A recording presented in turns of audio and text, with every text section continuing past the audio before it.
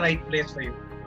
And that is the advantage with law. Yes, ideally do the 5-year law course and save 1 year of your life. But you also have the luxury of doing law after you finish your degree. You do your 3-year degree. In fact, you do a 4-year engineering, 5-6-year medical course. You can still go and do an LLB degree, which is 3 years long. And so you can still be a lawyer while being something else, while having a professional degree in something else. So if you don't know whether law is the right thing for you now, maybe you shouldn't figure it out after joining a law course. Another common reason which comes up every now and then because of certain newspaper articles, because of certain TV shows, especially Western TV shows, is this concept of earning a lot of money and retiring early. And this usually is associated with the corporate dream. I'll tell you one thing, I worked in the corporate sector and the money isn't easy. There is money, I'm not denying the fact that there is good money, but at the same time, it isn't easy money by any means. There are days when you can't come back home. There are days when you work 18, 19 hours and you just have enough time to wash your face and go back to the office again. So the money isn't easy by any means. So if you're in it for the money, you will drop out as quickly as you decided that you want to do law. You might end up getting a law degree, but you realize that the money isn't easy, and then eventually you will reach a point where there is no money at all.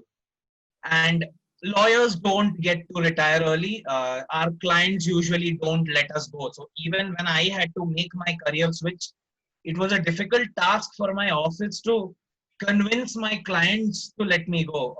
You end up having a personal relationship because a lot of people come to you with problems that they think is the greatest problem. You might not think so, but for them it is. And you help them with that. You end up having a close friendship with them, and it's not easy for them to start trusting someone else. So there is no way you're making that much money and retiring early, especially if you think that is the only reason why you want to do law. You might also end up choosing a law career because it's a family thing. You're the 4th or the 5th generation lawyer. Everyone in your family before you has done law. But see, the thing is, even 2 generations ago, maybe when our grandparents or our parents were doing law, the law, especially in India, wasn't as wide and as vast as it is today. A lot of times, because of the absence of technology, cases that were decided maybe 1 or 2 months ago by the Supreme Court would never come to the knowledge of someone sitting in a small district court in Mulbagil or something like that. And therefore, a lawyer didn't have to keep himself or herself updated. And that reflected on the way the legal profession is looked at. But that has changed. Lawyers are expected to be up and ready, have the ability to think on their feet. So if you're doing this only because your family has a practice or your family wants you to be a lawyer, then I'm not saying don't do law. I'm just saying reconsider the decision. Look at whether your heart is genuinely in it, because your family might have earned their reputation after many years of struggle. And if your heart is not in it, not only will you not be a good lawyer, you'll end up taking down that entire 4th generation worth of reputation, which is just sad because people before you worked really hard to get there. And probably one of the funniest reasons is we say that we're good at arguing. See, now let me remind you, good at arguing is not the same as good at public speaking or good at debating. You don't argue when you debate. You debate is not merely it's a noun as well as a verb. So debating itself is an action which is different from arguing. Arguments are what you can have with anyone on the road because they are selling you some product at a price that is too expensive, or they're selling you a product that is stale or broken or something. That is an argument. A debate or any logical argument that you put forth is much more than merely arguing with someone on the street. And if you think you're good at arguing, then you need to ask yourself whether you're good at rationally, logically arguing. and whether you want to make a career out of rationally and reasonably putting forth your points. Because in a court, if you go there and you start having a brawl, not only will you lose your case, you will end up irritating the judge and end up having a contempt of court case registered against you, which will lead you to lose your license. And after 5 years or 6 years of studying law, you lose your license and you can't practice law. Then what is the point? You end up becoming someone with a degree and you'll have to change careers anyway. So if these are your reasons, maybe you should rethink. I'm not saying decide not to do law because you see the slide. Of course not. But definitely introspect and check whether your reasons are in the. See, one of this can be a reason. You want to do law, you're genuinely good at analyzing things, and at the same time, you come from a family of lawyers, of course. Why not? I'm not saying that if one of these happens to be a reason also, then it's fine. See, you really love the corporate world. You like the way businesses function. And you also want to make money, which is perfectly fine. Then you won't think about money. You'll think about the corporate job that you have. And the money will naturally make its way to you. So if this is one of the reasons, one of the less important reasons especially, then please go ahead with your plans to do law. Now, where does the law fit into our society? Everywhere. We might think that, we are not criminals, so criminal law doesn't apply to us. No, criminal law applies to us every day. Criminal law is applying to me right now. It's just that I am not coming in conflict with it. I am not doing something wrong. I am not stealing from someone. In this, while I talk to you, I may say things. I might end up abusing people, or some of you might end up saying things to each other.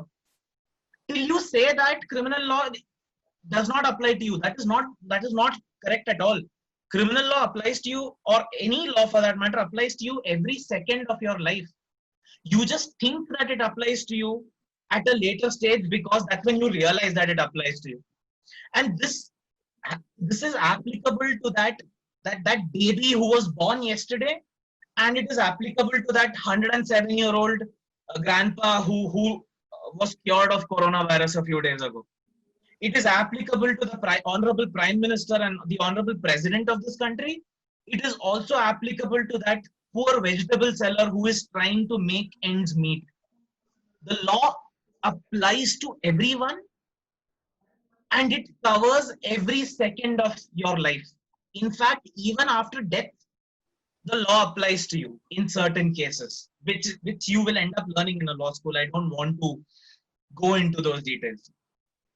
Secondly, because of how vast the law is,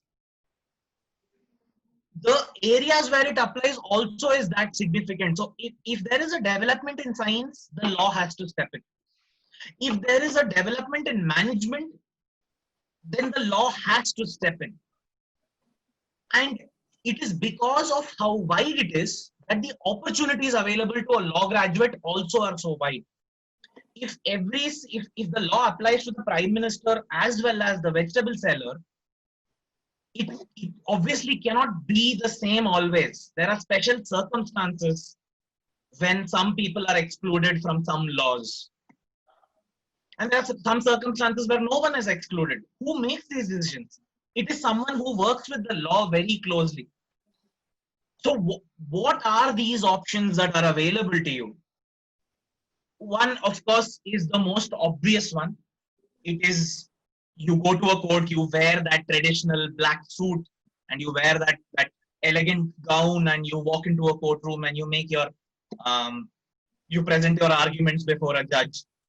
Before that, you sit down with your clients and you examine witnesses and so on and so forth. The oldest way of practicing law, as old as law itself. Secondly, you can do what I did. You can end up working in a corporate office.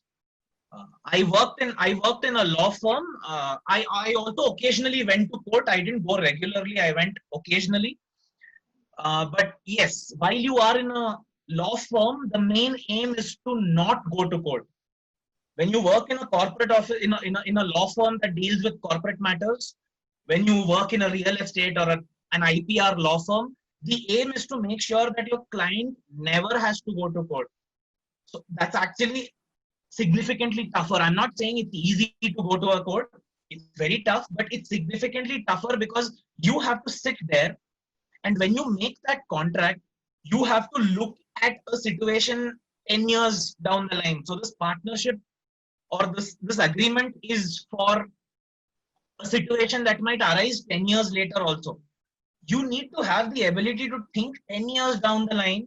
There shouldn't be a situation where this contract is wrong and therefore my clients have to suffer many years of going to court or even suffer financial loss.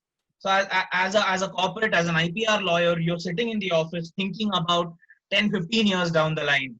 And it's also reasonably old, but it's evolving. And I'll tell you how it is evolving in a couple of slides. Secondly, it's a variant of it's a variant of the second point.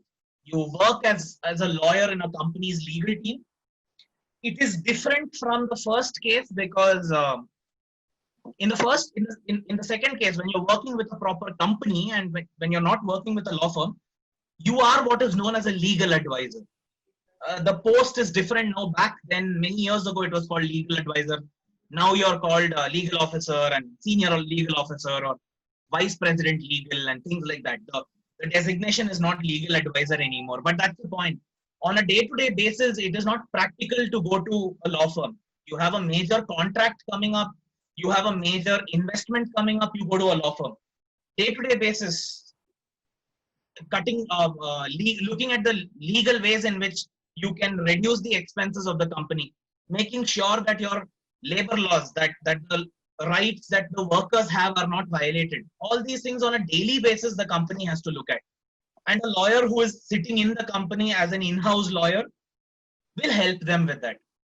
Now let us look at some of the non-traditional options.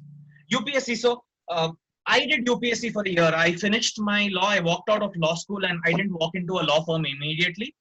I wanted to dedicate some time for the UPSC exam, and I'm glad I did that. And I will tell you why.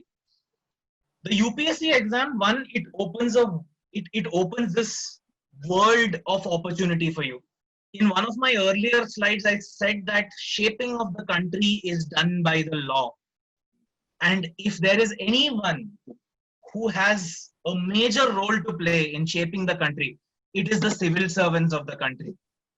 I'm not saying that others don't. Of course, you have. Everyone contributes to the country, but the civil servant is there applying the law on a daily basis. So during these days of the lockdown, it is an IPS officer and an IAS officer sitting down in the headquarters in Bangalore city or wherever you are, and they are deciding what opens and what closes based on the government is only giving us some guidelines. It is implemented by the people who clear UPSC exam. And the UPSC exam has a ready-made paper for law graduates. So these are the kind of things that you look at when you are doing law. You open the UPSC website, you look at their syllabus and you find out, okay, constitutional and administrative law, international law, criminal law, and recent developments. So you decide that there are 4 or 5 papers that you have to study and you have to be the best at it.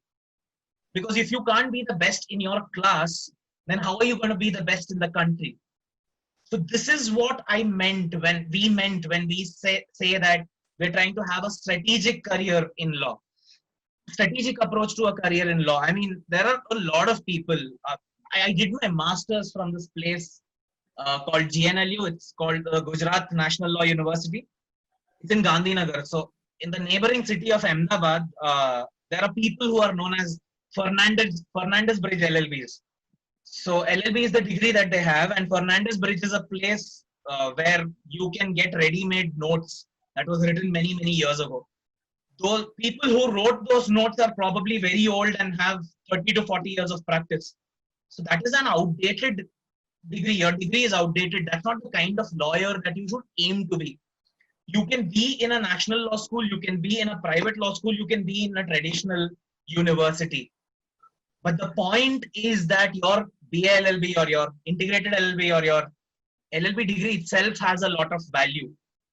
And a lot of that value is comes to the table when you look at your future today itself. Your aims might change. You might study for the UPSC exam for the first 4 years of your law school life.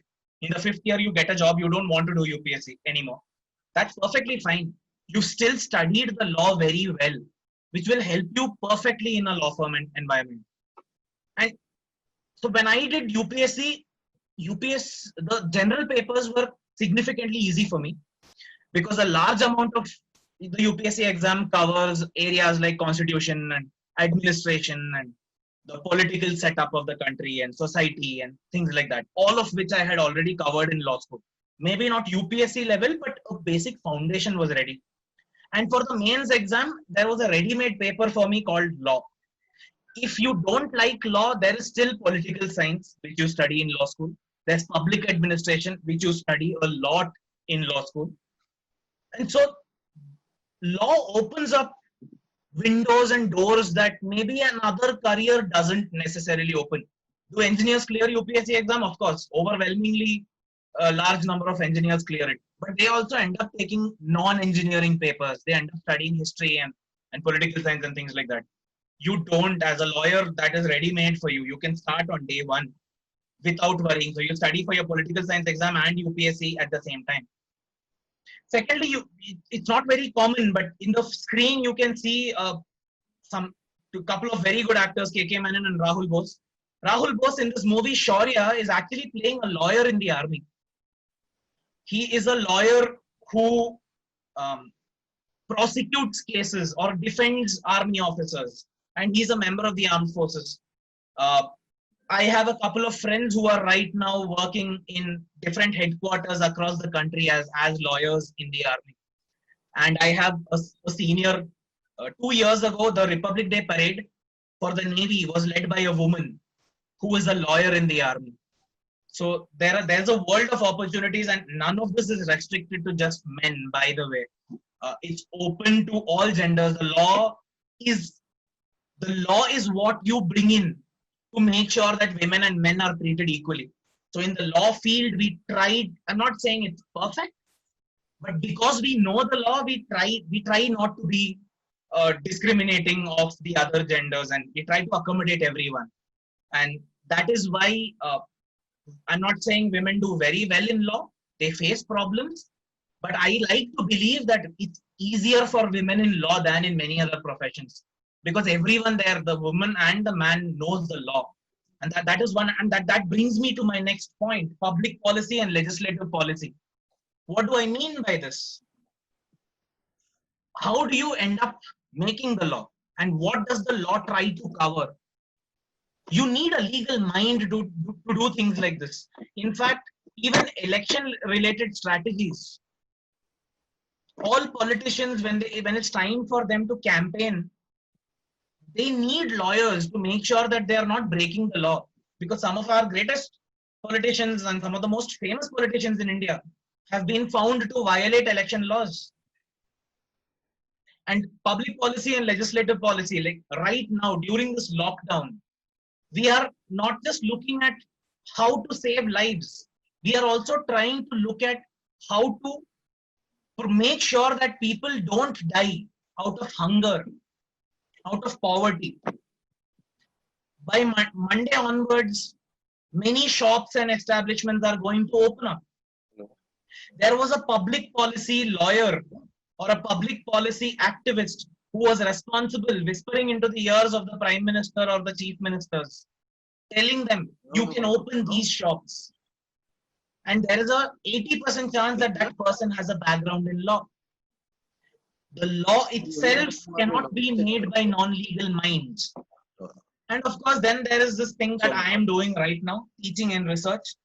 I love the way the law is written, and I love reading the law. Okay. And I love reading the law, and I believe the best way to read the law is to teach it. Every day, of course, before these circumstances, every day I used to walk into a class with anywhere between 50 to 70 students, and we just used to talk about the Constitution. The Constitution is older than me. In fact, it is even older than my father. Uh, and yet, there is something fresh and new about it. I was talking to it about 17, 18-year-olds, people not much older than many of you who are attending this session today. And I used to learn so much. Despite having 2 degrees in law, I could learn so much from these people who I call my students. And that charm is just something else. Based on what I learned from my students, based on what I learned from the classroom sessions we had, I have written articles and I've written papers. And even now we have online classes. I talk to my students about the lockdown, about how different kinds of people. I have students from Kashmir to Kanyakumari, and this is something that's very special at Presidency University. We actually have students from Dwarka in Gujarat to Changla in Arunachal Pradesh. And I teach both these students. And we have students from Kashmir to Kanyakumari, and I teach them also. And that opens up your mind. I mean, the students and the teachers get to learn so much more. And this goes into the research work that I do. Now I try and look at what the future holds. I just told you that some time ago that it is the law's job to make sure that they are in touch with what is happening. See, about 40 years ago, maybe 40, 50 years ago, technology didn't develop very quickly. Therefore, it was easy for the law to keep up with technology. I mean, we had the radio for 50 years. You might be surprised to know that in India, there is something known as the Telegraph Act. The telegraph itself, we don't use anymore. But the Telegraph Act is used to govern your landlines and to govern your mobile phones even. When you talk on the mobile phone, it is a Telegraph Act that applies. It was made in 1800s by the British. More than 100 years have passed, nearly 150 years actually, and that law is still applicable because technology never grew at that pace. And yet the Information Technology Act, which governs cyber law, changes nearly every year. So the same mobile phone, when you use it to use internet, the law governing that changes every year. But when you use it to talk to someone, that law hasn't changed for 150 years, and that conveys the world we live in now. Till about 40, 50 years ago, the law and technology went hand in hand. That is not the case anymore. Right now, we are in a generation where, and actually this statement is old, it was applicable to me when I started studying law 10, 12 years ago. It was told to us that technology law is not at all a law because we have the radio generation making laws for the iPad generation. And now we are even beyond the iPad generation. But it is still the radio generation that is making laws for us. But that is changing. The Supreme Court recently said that you have the right to privacy, which includes your data privacy. So Facebook cannot take your information and sell it. Who decided this? It was a lawyer. It was a lawyer who argued and said that all these information should be kept safe. It is as good as walking into your house and stealing your property. Stealing information about you from the internet is the same. And this is technology law. This is an area of law that changes every day because technology is changing every day. Zoom as an app where we all are right now. It was launched 6 years ago. We didn't know what it was till 2 months ago. And for 6 years, people who used Zoom did not know that there were problems with Zoom. But in just the last 2 months, we have found out so many problems. And all these problems have been rectified because lawyers stepped in. And this is the future. There is going to be artificial intelligence. I mean, Google knows everything you do. You book a flight or a train, Google will remind you that day morning. This is artificial intelligence. That phone, that computer that you're using right now is just maybe 10 to 15 steps behind you. And it is catching up. It is going to be as smart as we humans are. The law will have to step in at that time, and that is the future. And this is just the tip of the iceberg. I have not even covered a bare minimum provision. Sports law. 12 years ago, there was an IPL. That is it. This year, there is no IPL.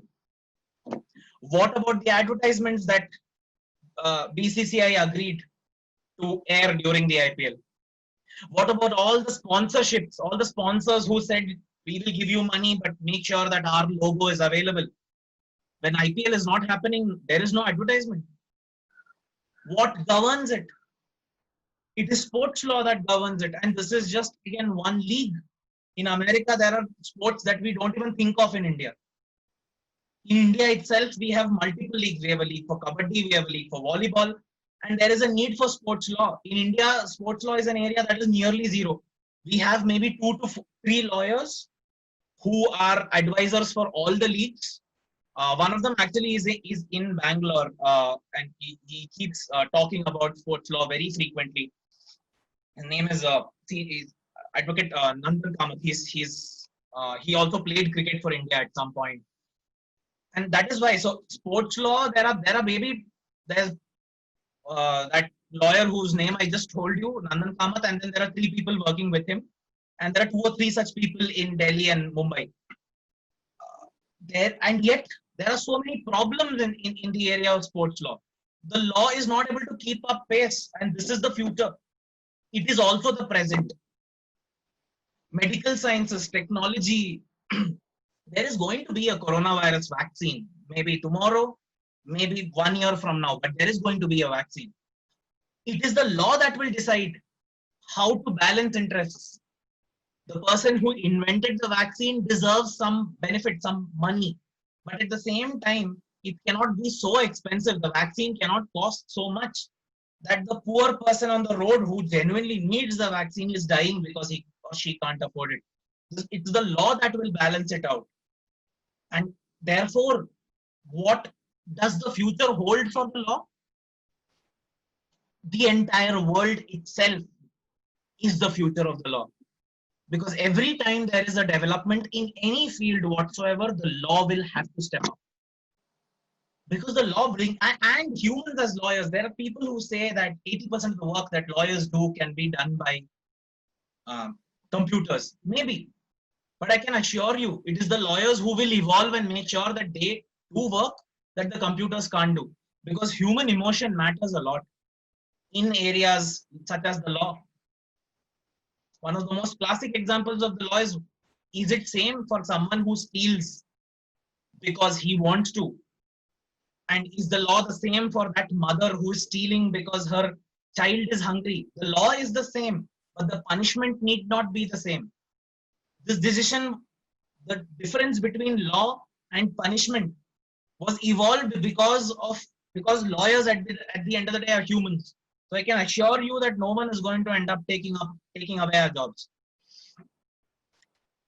So considering this is the future, and considering this is how wide law is, how do you choose the right way to do law? I told you, I gave you examples of some substandard law degrees that are available, and every city has this example. It's not just Ahmedabad. Bangalore has places that sell old notes. Kerala has it. Maharashtra has it. Every city in India has its own set of law colleges and has its own set of areas where you can buy ready-made notes that are 50 years old. And yet, I'm telling you that is not the way forward for you, because you end up learning nothing. And in this world where there are more than 1 lakh lawyers coming out every year, you will not stand out. You will not be able to stand out of the crowd. In fact, you will not even be able to stand up in front of the judge. So the most oldest way of practicing law, forget about technology law, forget about all these things. Criminal law, one of the oldest legal principles, you will not even be able to argue that in front of a judge. So what do? You look at what is correct for you. The most obvious choice is a national law school, of course, but you need to know, and don't take it from me. Right after the session ends, go and Google, and you will know what I'm going to say now is the truth. Many NLUs are great. Some of them are good, and some of them just are not. There are protests going on in multiple NLUs. There were protests going on 2 to 3 years ago. All of this is available on the internet freely. Please go and look at it. don't take my word for granted and learn the skill today. And talking about skills, I'll come to that in just a second. Learn the skill today. Don't trust people on the face value, especially in this era of fake news. Go and look at it and assure yourself that what I've said today is the truth. There are a lot of NLUs that are facing a serious financial crunch. No permanent campuses. Promises were made by some government, and that government changed, and the new government is not interested in funding the National Law School. And there are such problems, and that gap is being filled by some excellent private universities also. And I like to believe that we at Presidency University are one of those excellent law schools, or we are on our way to becoming that.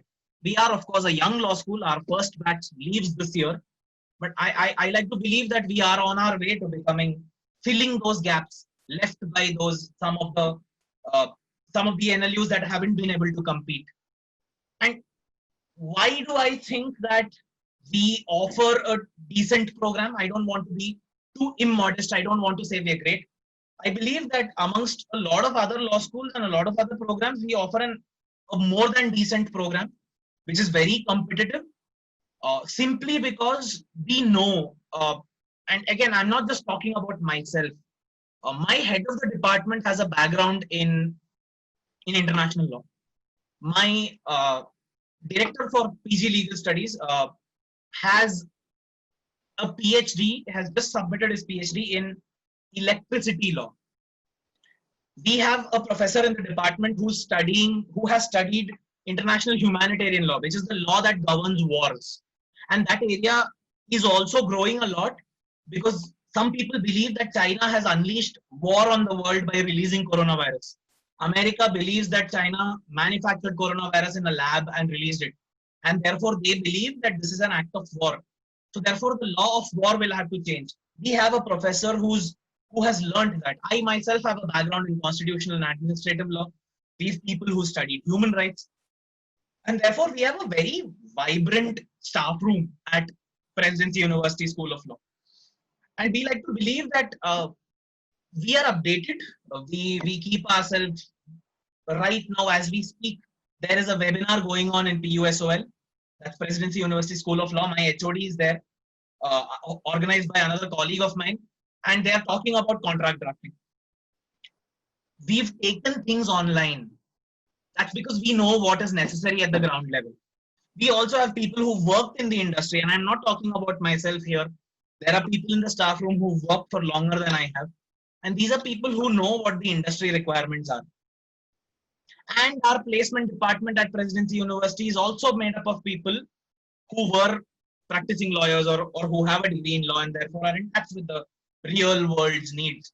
Because everyone learns the law, guys. The Constitution of India was made 70 years ago. Contract Act was made more than 100 years ago. How are you different from someone who studied the same Contract Act 50 years ago? That difference is something that we try to make. I'm not saying everyone who walks out of presidency will walk out as the perfect lawyer. That is not possible. Some students might not like the course, so they finish it just because they want a degree. Some students don't put in the effort. But I can assure you, everyone from the management side, from the administration side, from the faculty room, of course, puts in their maximum effort. And anyone who seeks help at Presidency University gets the help that they need and they deserve. In Presidency, we have 3 streams. We have BA LLB, we have BBA LLB, and we have BCom LLB. We make sure that the corporate world's requirements, the judiciary's requirements, is something that I missed out earlier. Tech-savvy judges, people who know how to use technology, people who know what the advancements in the modern world are. That is the kind of judges we need in the future. And we make sure at Presidency that we try and accommodate the interests of different types of fields. And we offer an honors course. Why do we offer an honors course? Because there are 14 papers in the BA, BBA, and the BCom streams that are tailor-made to fit into the law program. It's not a BA political science that is a random BA. You're learning political science theories. No, we try and link this political science and sociology and economics with the law. In BBA, we offer you marketing and accounting. and international business. We try and link that with the law. And same in BCom, we make sure that the accounting and the taxation that you learn is linked to the law. That way, at the end of the day, a BA LLB student also can end up as a corporate lawyer, and a BBA LLB student can end up as a human rights practitioner who is looking at economic crimes and how economic crimes are affecting the society's poor people badly. So we make sure that we train you to be an excellent lawyer, and that is done by imparting skill. We, along with these honors papers, we have modern day papers that right now even I don't know what might be offered next semester. And that is not because I'm not trying to convey that we are indecisive, not at all. On the contrary, we know that we cannot decide something that is 5 years down the line. Today, I know that we teach sports law. Today, I know we teach international humanitarian law. And today, I know we teach air and space law. But air and space law is going to change tomorrow. So I will have to change my course according to the requirements. We are one of the few law schools in the entire country that offers two different papers on IPR. Intellectual property in Indian context and intellectual property in international context. And the second paper is an optional elective paper, which only students who are interested in that area will go to. And it is not as if we let you take it once and then forget about it. No. There are students who study, who don't know whether they like IPR today, and they're in the 7th semester. In the 9th semester, they realize that they like the paper, so they can study it. So it's not as if you have one chance and that is taken away. We make sure we know that the world is changing, the ground realities are changing, and therefore maximum opportunities of benefit should be given to our students. So there were students who studied media law last sem in the 4th year, and there are students in the 4th year who are studying media law this semester also. Not the same people, and it's not as if the students failed. No. Some students who didn't want to study it last sem are studying it now in this sem. And this is how the law is. The law was different yesterday, it will change tomorrow. Therefore, why should the courses not change? And we realize that. And skill. I mentioned that the skill to research and find out the truth is something that's important for a lawyer. And there are various other skills that the society requires, and we make sure that is provided. Just today, 2 hours ago, I was sitting in on an online competition that the first years are participating in. It's called a mock trial.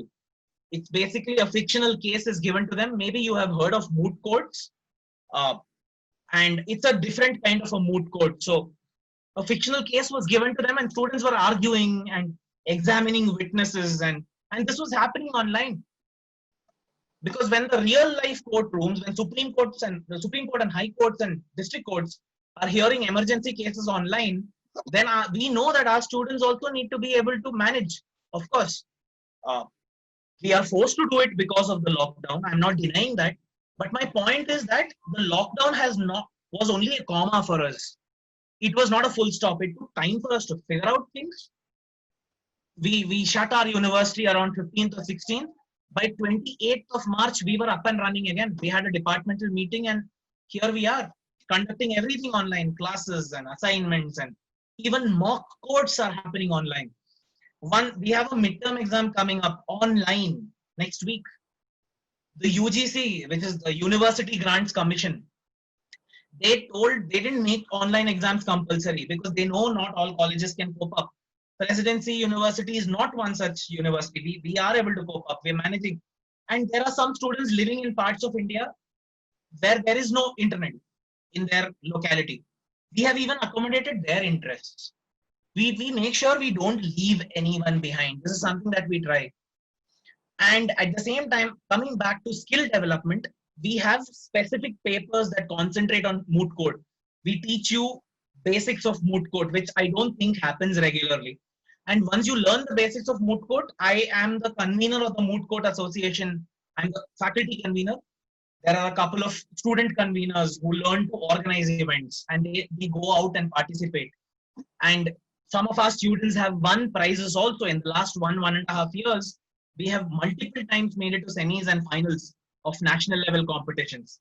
And this year, it gives me pride to say that a law school as young as Presidency University has qualified for the international rounds of a competition.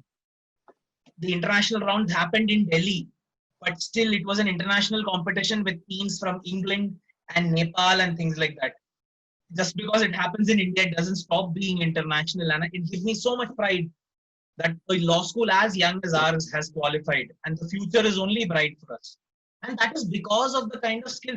So a first year student is not scared in the month of March to stand before a judge, because in August, September, when they've walked in, they've already been trained. Their training has started. And there is, of course, the debating society, and we have soft skills also. We have professional development. That's a course. We have 3 semesters of professional development. We have a department dedicated to developing your skills. We have fests at Presidency University, the School of Law. On a university level, I am not going to tell you what all are there. So much is available. But just in the School of Law, there is a School of Law Music Club. And I've been informed that this Music Club of School of Law is coming online on Zoom, and they're going to have a concert, a mini concert or something like that in a couple of weeks. It's not official at all. The students are just going to sit down and play the guitar. But the ability to think like that largely comes from the kind of course structure that we've developed and the freedom that we give our students. And I, as a teacher, I'm quite young in the teaching field. And yet my HOD, my vice chancellor, my chancellor don't interfere in my subject. I decide what I want to teach. I just need to make that commitment that I will complete 100% of the syllabus that I decide to teach. And that kind of freedom is reflected in the way the students behave also. There are some students who don't care. It is unfortunate. But a majority of the students love sitting in our classes, and they might, even if they don't want to sit in the class, they end up coming back, and there is of course the attendance requirement. So you have to attend certain number of classes. But beyond that, they come and they sit down and they call me up, and we just talk. On Saturdays, we try and make sure we have something called active learning, where the students show us what they've learned by telling us and applying the law to real life scenarios. I've been talking for way too much time. I just realized that I got carried away. So I really don't want to talk anymore. I hope you guys can ask me questions, and maybe Soman sir, who's a very senior colleague, can step in with his points that he might have to put forth. Thank you so much for listening to me with so much patience. Yeah, thank you, Abhijit. Actually, unfortunately, Soman sir was called off for another meeting. Right, so right. he had Okay. to drop off from the call. Yes. But we do have some questions from the participants. So I will just put it across to you. Yes, ma'am. Akash here wants to know, I think you covered many of these points, but if you can summarize what his query is. Sure, you know? sure, ma'am. Yeah, he wants to know, can I know about the internships and placement of your college, and also about the faculty? Okay, so whatever information that you need about the faculty is available on the website of Presidency University. I will speak about myself. I don't think it is appropriate for me to introduce my colleagues who are not present here, but I can tell you that most of us have done at least 1 degree from a national law school.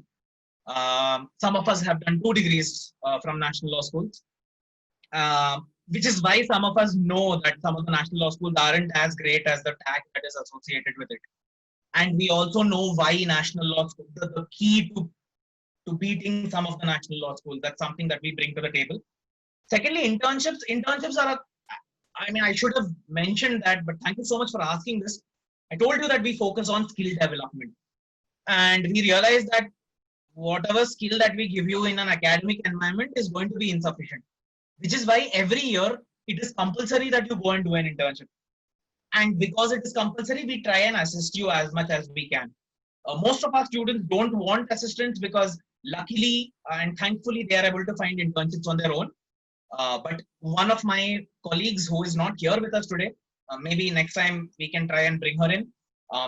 She heads the internship cell, and I have 2 other faculty colleagues who head the placement cell. This internship cell and the placement cell of School of Law works closely with the university level internship and placement cell. And what is the achievement that we've had so far? We only have 12 students in the final year. Out of those 12, 6 of them want to go abroad and want to do their masters. I will address that in just a second. And the remaining 6 wanted jobs. 4 of them have been able to get jobs, and 2 of them were doing internships. I think now they've been asked to go back home and they're working from home. But we were able to get them internships with the potential for that internship to become a job in the future. And the advantage of our course structure is that in the 10th semester, you don't have to come to the university at all. There is no paper at all. The entire 10th semester is dedicated to doing internships. This is over and above the 2 months gap that you get at the end of every semester to do an internship. And needless to say, assistance is offered, and so is placement assistance. We are looking forward to having bigger and better placements. One of the bigger law firms in India itself, Fox Mandel, came and they looked at some of our 4th years for potential internships. And some of our 4th years also got internships. I confess, I don't know exactly what is the status now because of coronavirus, but I know for a fact that they were offered internships. I think 3 of our 4th year students were offered internships with the potential for that to become a job. So I hope I've addressed, largely I've addressed your concern. Any other information that you require about our faculty members is available on the website, including details about myself. Yes, ma'am. Okay, sir. Akash wants to know that as a MPC student, may I feel anything difficult? Will it be difficult for him as a MPC student to enroll into? I'm assuming MPC means physics, maths, and chemistry. Yes. Not at all. I was an MPC in Karnataka. We call it PCMB. I did that, and here I am, 11 years later, with 2 degrees, and hopefully looking at a PhD also in law. Not at all. In fact, I will go to the extent of saying that it's good for you. See, some of us, we might struggle with science, okay? But at the same time, when we link it to a subject like law, which we really enjoy, even science becomes easy. That's something that I've seen. I struggled with science in 11th and 12th, and I was an intellectual property rights lawyer, which is an area that governs science a lot. And I breezed through it. I, of course, had a lot of help. My colleagues were helpful. My partners at the law firm were very helpful. My friends who I studied with were helpful.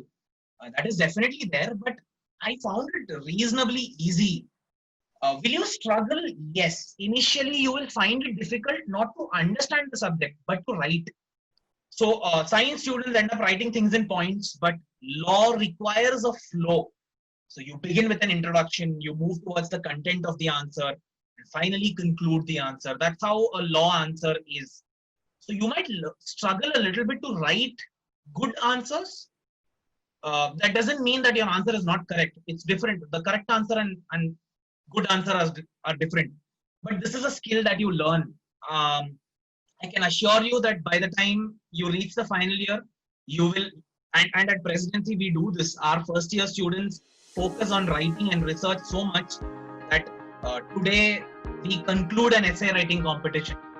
And we have multiple students with multiple publications already, just for the 2nd and 3rd years itself.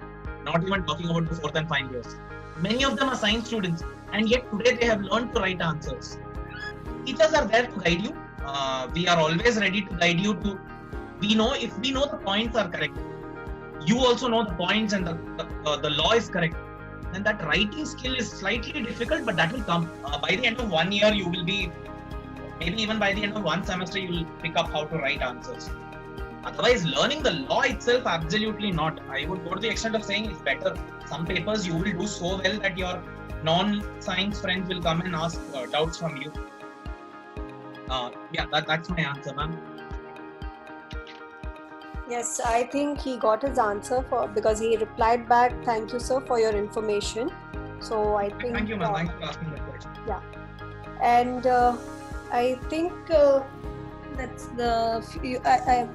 all from this chat that we are getting the questions. Okay. So, and it's already 6 o'clock. I think we can wind up the session. Sure. And on behalf of Presidency University, I would like to thank everyone who participated in the session, and especially thank you to you, Professor Abhijit, who took your time out and conducted this very informative session. I'm sure the participants have got a good takeaway from this. And with that, I would like to say have a nice weekend, and but do stay home and stay safe. Goodbye, everybody. Thank you. Thank you, ma'am. Thank you so much for having me. Sure. Pleasure, sir. Thank you.